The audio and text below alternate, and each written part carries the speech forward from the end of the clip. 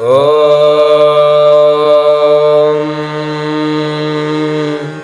श्रीगुरुभ्यो नमः। हरिः ॐ।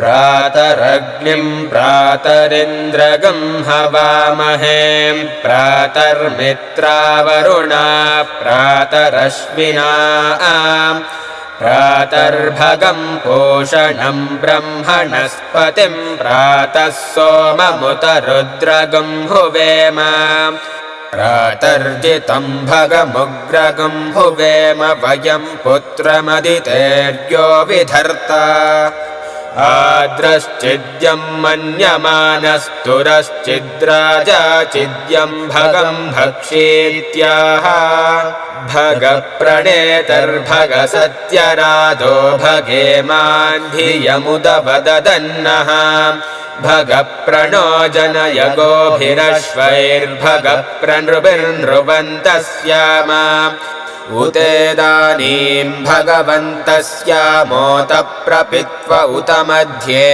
अह्नाम् उतोदितामघवन् सूर्यस्य वयं देवानागं सुमतौ स्याम भग एव भगवागुम् अस्तु देवास्तेन वयं भगवन्तः स्याम तन्त्वा भग सर्व इज्जो हवीमि स नो भगपुर एता भवेह समध्वरा योषसो नमन्तदधिक्रावेव शुचये पदाय अर्वाचीनौ वसुविधं भगन्नो रथमिवाश्वावाजिन आवहन्तो अश्वावतेर्गोमतेर्न उषासो वीरवतीः सदमुच्चन्तु भद्राः घृतन्दुहाना विश्वतः प्रपीना यूयं पात स्वस्तिभिः सदा नः यो मा आग्ने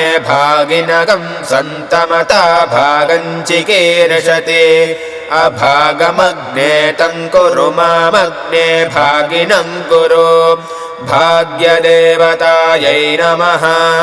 ॐ शान्तिः शान्तिः शान्तिः।